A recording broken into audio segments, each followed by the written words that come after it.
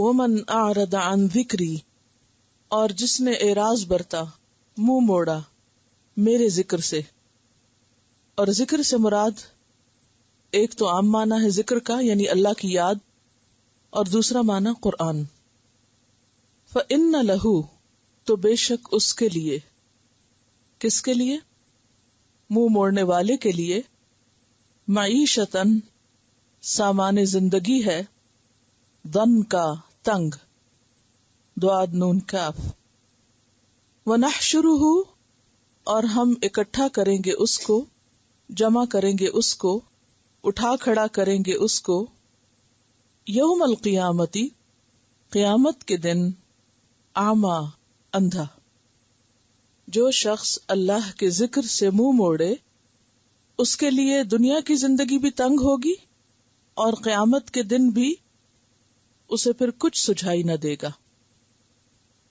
اور یہ ایک تجربہ شدہ حقیقت ہے کہ اللہ کی یاد ہی دلوں کے سکون، خوشی اور اطمینان کا باعث بنتی ہے. الا بذکر اللہ تطمئن القلوب، خبردار، اللہ کے ذکر سے دلوں کو اطمینان ملتا ہے، اور اللہ کے ذکر کے بغیر انسان کا سکون، خوشی اور اس کا شرح صدر جو ہے وہ ختم ہو جاتا ہے. اور شرح صدر کی بجائے دل پر کیا کیفیت چھا جاتی ہے؟ ضیق نفس کی، دل کی تنگی کی، دل کی گھٹن. یعنی نفس مطمئنہ نہیں رہتا، بلکہ انسان کے اندر ایک انجانی سی بے چینی رہتی ہے. سب کچھ ہوتے ہوئے بھی اس کو خوشی محسوس نہیں ہوتی. تو معیشتاً ضن کا تنگ زندگی مادی اعتبار سے بھی ہو سکتی ہے اور تنگ زندگی روحانی اعتبار سے بھی، یعنی حسی اور مانوی دونوں طرح سے اس کو آپ لے سکتے ہیں. اور اس کے بارے میں قرآن پاک کی اور آیات بھی بطور شاہد استعمال کر سکتے ہیں. سورۃ الکہف آیت 57 میں اللہ تعالیٰ فرماتے ہیں وَمَنْ أَظْلَمُ مِمَّنْ ذُكِّرَ بِآيَاتِ رَبِّهِ فَأَعْرَضَ عَنْهَا، اس سے بڑا ظالم اور کون ہو سکتا ہے جس کو اس کے رب کی آیات کے ذریعے نصیحت کی گئی اور اس نے اس سے منہ موڑ لیا. اس کے برعکس جو شخص اللہ کی یاد اختیار کرے، اچھے کام کرے، اس کے لیے دنیا میں بھی اچھی زندگی کا وعدہ ہے. سورۃ النحل 97 میں آتا ہے من عمل صالحا من ذکر او انثی، جو بھی کوئی اچھے کام کرے خواہ مرد ہو یا عورت، وہو مؤمن، اور وہ مومن ہو، یعنی شرط کیا ہے؟ ایمان کی. فَلَنُحْيِيَنَّهُ حَيَاةً طَيِّبَةً، تو ہم ضرور اس کو اچھی زندگی بسر کرائیں گے، دنیا میں بھی اس کو اچھی زندگی دیں گے. اور اچھی زندگی حیاتن طیبہ سے مراد کیا ہے؟ کہ وہ اس دنیا میں سکون سے جیے گا، یعنی اطمینان قلب کی دولت اس کو نصیب ہوگی اور ایک سکون ہوگا اس کی زندگی میں. سورۃ ہود آیت 3 میں آتا ہے وَأَنِ اسْتَغْفِرُوا رَبَّكُمْ ثُمَّ تُوبُوا إِلَيْهِ يُمَتِّعْكُمْ مَتَاعًا حَسَنًا إِلَىٰ أَجَلٍ مُّسَمًّى، کہ استغفار کرو، معافی مانگ لو اپنے رب سے، اس کی طرف توبہ کرو، پلٹو، تو وہ تمہیں دنیا میں بھی اچھا سامان زندگی دے گا ایک وقت مقرر تک، یعنی دنیا کی زندگی بھی اچھی ہو جائے گی. بنی اسرائیل کے بارے میں آتا ہے وَضُرِبَتْ عَلَيْهِمُ الذِّلَّةُ وَالْمَسْكَنَةُ وَبَاءُوا بِغَضَبٍ مِّنَ اللَّهِ، اور اس کی وجہ کیا بتائی گئی؟ ذَلِكَ بِأَنَّهُمْ كَانُوا يَكْفُرُونَ بِآيَاتِ اللَّهِ، کہ ان پر ذلت، محتاجی اور مسکنت کیوں مسلط کی گئی؟ کیونکہ وہ اللہ کی آیات کا انکار کرتے تھے، اللہ کے حکم نہیں مانتے تھے. تو جو شخص اللہ کے حکم سے روگردانی کرے، اس دنیا کی زندگی میں بھی اس کو طرح طرح کی تکلیفوں اور مصیبتوں سے واسطہ پڑ سکتا ہے. اور اس کے برعکس سورۃ المائدہ میں آتا ہے وَلَوْ أَنَّهُمْ أَقَامُوا التَّوْرَاةَ وَالْإِنْجِيلَ وَمَا أُنزِلَ إِلَيْهِمْ مِنْ رَبِّهِمْ لَأَكَلُوا مِنْ فَوْقِهِمْ ومن تحت ارجلہم، اگر وہ قائم کرتے تورات اور انجیل اور جو بھی ان کے رب کی طرف سے ان کی طرف نازل کیا گیا، تو انہیں کیا ملتا ہے اس دنیا میں؟ لَأَكَلُوا، البتہ وہ کھاتے، من فوقہم، اپنے اوپر سے، ومن تحت ارجلہم، اور اپنے پاؤں کے نیچے سے، یعنی دنیا کے رزق کے خزانے بھی ان کے لیے نکل پڑتے اگر وہ اللہ کی کتابوں اور اللہ کے حکم کو مانتے۔ سورۃ اعراف 96 میں آتا وَلَوْ أَنَّ أَهْلَ الْقُرَىٰ آمَنُوا وَاتَّقَوْا لَفَتَحْنَا عَلَيْهِمْ بَرَكَاتٍ مِّنَ السَّمَاءِ وَالْأَرْضِ، اگر بستیوں والے ایمان لائیں اور تقوی اختیار کریں تو ہم ان پر آسمان اور زمین کی برکتوں کے دروازے کھول دیں، یعنی خوشحالی ہو جائے۔ اور اس کی بڑی مثال خود اہل عرب کی ہے کہ نبی صلی اللہ علیہ وسلم کے آنے سے پہلے وہاں کی معاشی حالت اور لوگوں کی عمومی خوشحالی جو تھی وہ کچھ نہ تھی، بہت کم لوگ جو تھے وہ بظاہر اچھے حال میں تھے، لیکن اسلام کی دولت سے، دین کی دولت سے انہیں نہ صرف یہ کہ دلی اطمینان اور سکون ملا بلکہ دنیاوی خوشحالی بھی آئی۔ حضرت ابو ہریرہ رضی اللہ تعالیٰ عنہ کے حالات میں آپ نے پڑھا کہ ابتدائی دور میں جب وہ اسلام لائے تھے تو ان کی حالت کیا تھی کہ بعض اوقات ان کو بھوک کی وجہ سے غشی کے دورے پڑ جاتے تھے، لیکن پھر جب فتوحات ہوئی، مال غنیمت آنے لگا، ان کا حصہ بھی مقرر ہوا، تو جس عورت کے وہ غلام تھے یا جس عورت کے وہ کام کرتے تھے اس سے زیادہ مالدار ہو گئے اور اس سے شادی بھی کی۔ اور اسی طرح باقی لوگوں کو بھی جب حضرت عمر رضی اللہ تعالیٰ عنہ ان کا حصہ دیتے تو کہا کرتے تھے کہ یہ وہ ہے جس کا اللہ نے تجھ سے دنیا میں وعدہ کیا تھا، اور جو اللہ نے آخرت میں تمہارے لیے ذخیرہ کیا وہ اس سے بہتر ہے۔ عام طور پر لوگوں کو یہ ڈر ہوتا ہے کہ اگر وہ دین کی طرف آئیں گے تو شاید صرف مشکلات ہی ہوں گی۔ مشکلات بھی آتی ہیں، اللہ تعالیٰ امتحان بھی لیتا ہے، ٹیسٹ بھی کرتا ہے، لیکن اس کے ساتھ ساتھ ان مشکلات کے اندر بھی دل کی ایک راحت اور خوشی اور ایک سکون باقی رہتا ہے۔ اور پھر وقت نہیں گزرتا کہ اللہ تعالیٰ دنیاوی اعتبار سے بھی انسان کو خوشحالی اور سکھ عطا کرتا ہے۔ سورۃ الجن میں آتا ہے وَأَن لَّوِ اسْتَقَامُوا عَلَى الطَّرِيقَةِ لَأَسْقَيْنَاهُم مَّاءً غَدَقًا، کہ اگر وہ سیدھے رستے پہ چلتے رہیں تو ہم ان کو ماءً غدقا پلائیں گے، یعنی سیراب کرنے والا۔ تو اس سے کیا پتہ چلتا ہے؟ اس سے پتہ یہ چلتا ہے کہ جو شخص اللہ کی یاد سے منہ موڑے اس کے لیے دنیا تنگ ہو جاتی۔ دنیا کی تنگی دو طرح کی ہوتی ہے، جیسے خوشحالی دو طرح کی ہوتی ہے ایسے تنگی بھی دو طرح کی ہوتی ہے۔ دو طرح کی خوشحالی کیا ہے؟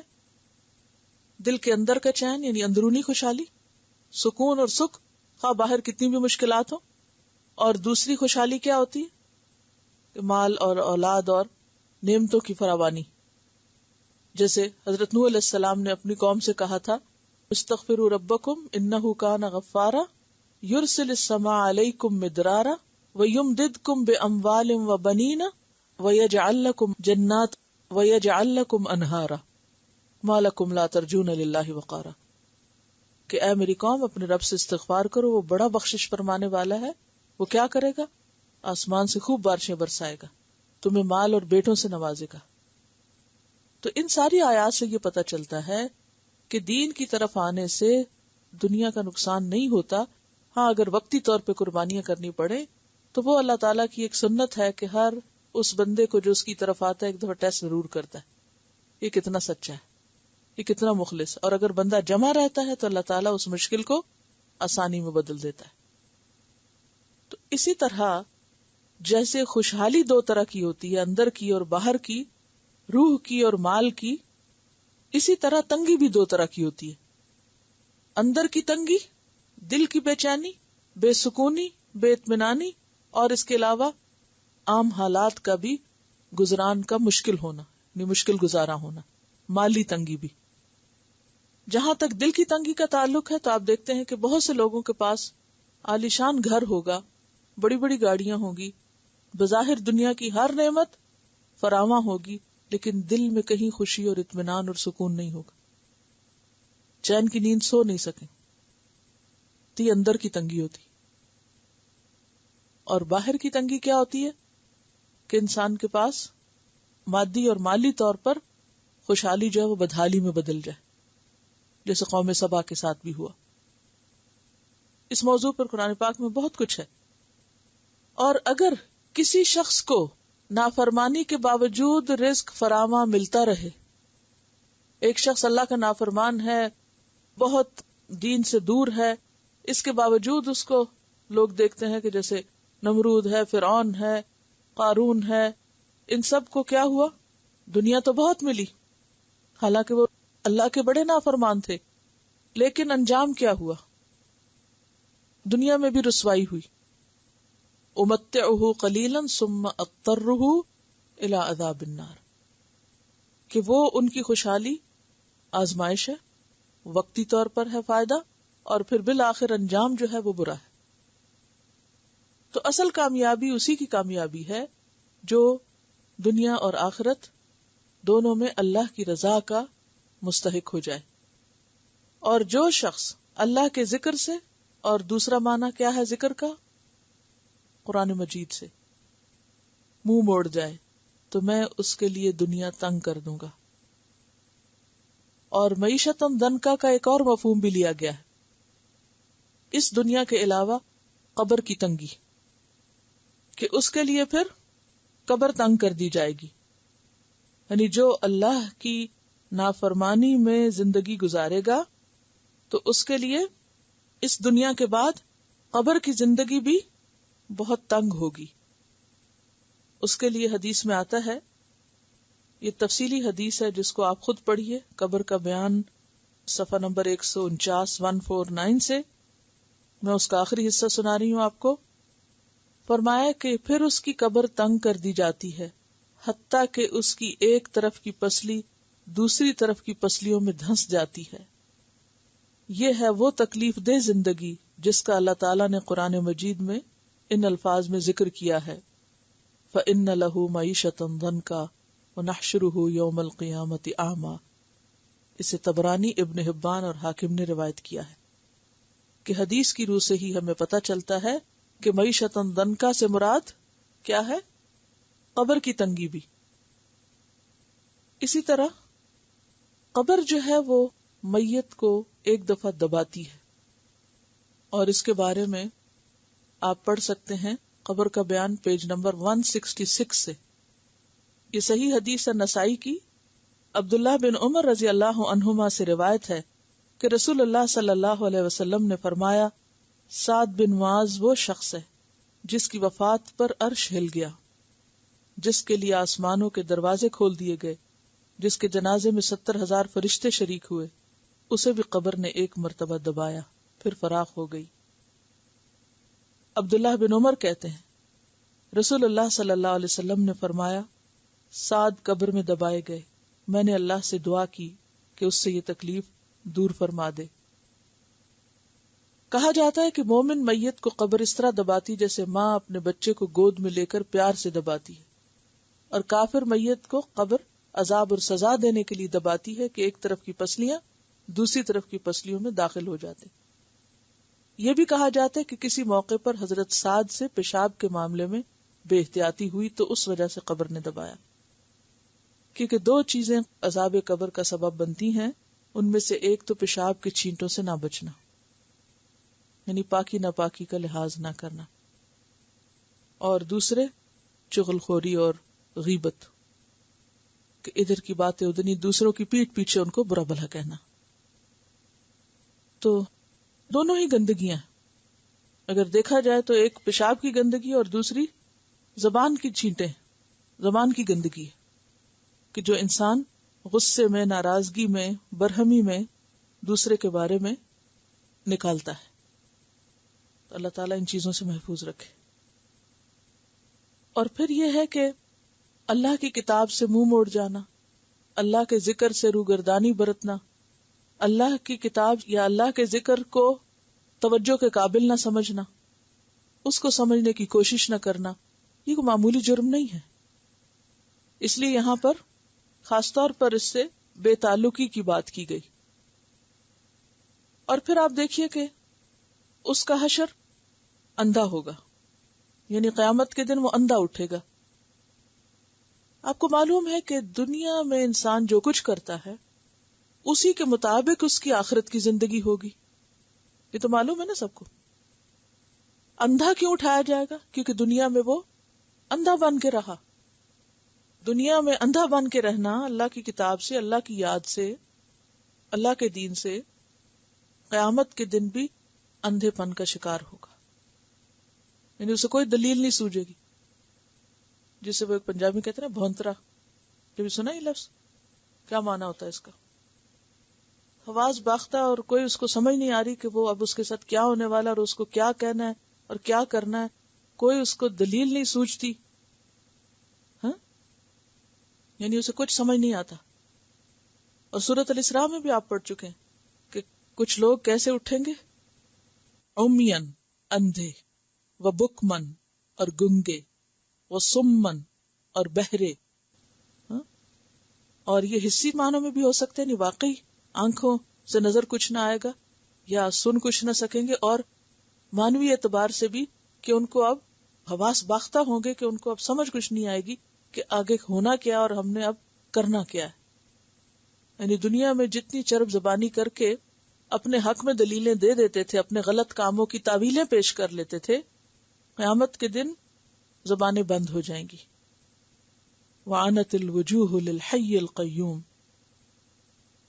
قال کہے گا ربی اے میرے رب، لما حشرتنی اعمی، تو نے مجھے اندھا کیوں اٹھایا، وقد کنت بصیرا، حالانکہ تحقیق میں دیکھنے والا تھا. میں تو دیکھتا تھا، اچھا بھلا دیکھنے والا تھا، میری نظریں تو بہت تیز تھی، یہ کیا ہوا؟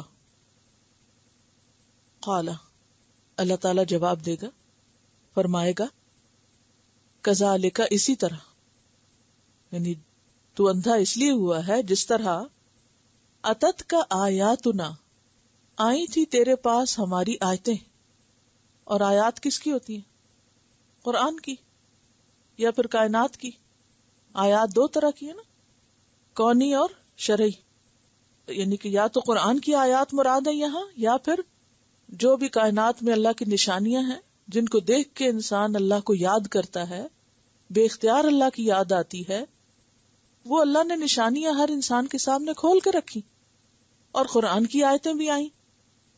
فَنَسِيتَهَا، پس تم نے ان کو بھلا دیا، نظر انداز کیا، چھوڑ دیا. اگر کائنات کی نشانیاں ہوں تو مراد یہ کہ جیسے سورۃ یوسف میں آتے کتنے ہی لوگ ان پہ گزرتے رہتے ہیں اور وہ ان سے غافل ہیں، انہیں دیکھ کے خدا یاد نہیں آتا. اور قرآن کی آیات ہوں تو کیا مانا ہے کہ انسان قرآن کو یا تو پڑھے ہی نا، اور یا پڑھ کے بھلا دے. فنسیتہا، نسیان کیا ہوتا ہے؟ یعنی کسی چیز کو جو اسے دی گئی تھی، ابھی پیچھے میں نے اس کی وضاحت کی نا، اس سے غافل ہو جانا، اس کو چھوڑ دینا. تو نے قرآن کو چھوڑ دیا تھا، بھلا دیا تھا، یا تو اٹھا کے ہی نہیں دیکھا، بھولے رہے، یاد ہی نہیں آئی قرآن کی، اور یا پھر پڑھ کے بھلا دیا. دونوں چیزیں ہو سکتی. اب اس میں آپ دیکھیں کہ ہم اگر قرآن کو اس لیے بھولے ہوئے کہ قرآن سے پہلے ہمارے پاس اور بہت سے کام اور بہت سی چیزیں ہمارے سامنے. کبھی آپ دیکھیں کسی مصروف دن کی روٹین، جب قرآن اٹھانا پڑھنا بھول جائے آپ کو، کیوں ہوتا ہے ایسے؟ ہوتا کبھی کوئی ہفتہ اتوار کا دن اگر اسائنمنٹ نہ ہو، عام طور پہ ہم سب اپنا حساب خود کر سکتے ہیں، کسی اور کے بارے میں نہیں، اپنے اپنے بارے میں سوچیں کہ ہمیں کیوں بھول جاتا ہے. اوہ اچھا پڑھتی ہوں، ابھی پڑھتی ہوں. ابھی صبح سویرے اٹھے یہ نیت ارادہ بھی لے کے کہ اچھا پڑھتے ہیں ابھی، پھر کیا ہوا؟ کوئی کام یاد آ گیا، چلو پہلے یہ کر لیتے، اچھا میرا خیال ہے پہلے یہ بھی کر لیں تو پھر آرام سے پڑھیں گے. پھر آرام دوپہر میں بدل جاتا ہے، اتنے میں اور مصروفیت شغل، پھر خیال ہے کہ سب جھنجٹ سے فارغ ہو کے رات کو پڑھیں گے. رات کو نیند آ جاتی، گیا بھول گیا. تو اگر زندگی کا ایک دن ہم ایسے گزارتے ہیں تو بعض لوگوں کی پوری پوری زندگی، اچھا آپ پڑھ لیں گے، آپ سمجھ لیں گے، آپ دیکھ لیں گے، اچھا پہلے یہ کر لیں پھر یہ کر لیں، ٹال مٹول سے کام لینا. تو یہاں کیا ہے؟ فنسیتہا. اور نسیان یہاں اصل معنی بھی ہو سکتا ہے اور نظر انداز کرنے، اگنور کرنے کے معنوں، جیسے جانتے ہی نہ ہو، اجنبیت کے معنوں میں. یعنی جیسے کوئی شخص کسی کو نہ جانے، انجان بن جائے اس سے، تو کیا ہوتا ہے؟ مثلا کوئی شخص آپ کے سامنے ہے، آپ کہتے ہیں میں نے دیکھا ہوا لگتا ہے، پھر آپ کو یاد بھی آ جاتا ہے، لیکن آپ جب چاہتے نہیں کسی سے ملنا تو کیا کرتے ہیں؟ اگنور کر دیتے ہیں، گویا جانتے ہی نہ ہو، انجان بن جاتے ہیں اس سے. فنسیتہا، تم نے ہماری آیات کو نظر انداز کر دیا. وَكَذَلِكَ الْيَوْمَ، اور اسی طرح آج، تنسا، تم بھلائے جا رہے ہو. جیسے تم نے بھلایا، تمہیں بھی بھلایا جائے گا، تیری بھی فریاد کوئی نہ آج سنے گا. سورۃ اعراف 51 میں آپ پڑھ چکے ہیں. فَالْيَوْمَ نَنْسَاهُمْ كَمَا نَسُوا لِقَاءَ يَوْمِهِمْ هَذَا، آج ہم ان کو اسی طرح بھلا دیں گے جس طرح وہ آج کے اس دن کی ملاقات کو بھولے رہے. ایک اور جگہ پر اللہ کا ذکر بھولنے کا نسوا اللہ فنسیہم، انہوں نے اللہ کو بھلا دیا، اللہ نے ان کو بھلا دیا. تم نے ہماری آیات بھلا دی، ہم تمہیں بھلاتے ہیں. آخرت کی ملاقات کو بھولے رہے کہ واپس بھی جانا ہے، آج تمہیں بھلایا جاتا ہے. اور کسی کو بھلا دیا جانا کیا معنی رکھتا ہے؟ کسی بھی چیز کو آپ کہتے ہیں نا میں نے بھلا دیا اس کو، یعنی اس کی کوئی اہمیت نہیں، اس کا مرتبہ اور مقام ہی کوئی نہیں آپ کی نظر میں، کوئی چاہت ہی نہیں. کیونکہ جس چیز کو آپ چاہتے ہیں، جس چیز سے آپ محبت رکھتے ہیں، اس کو آپ کبھی بھلاتے نہیں ہیں، بھول نہیں سکتے. بھلاتے کب ہیں؟ جب ضرورت نہیں اس چیز کی.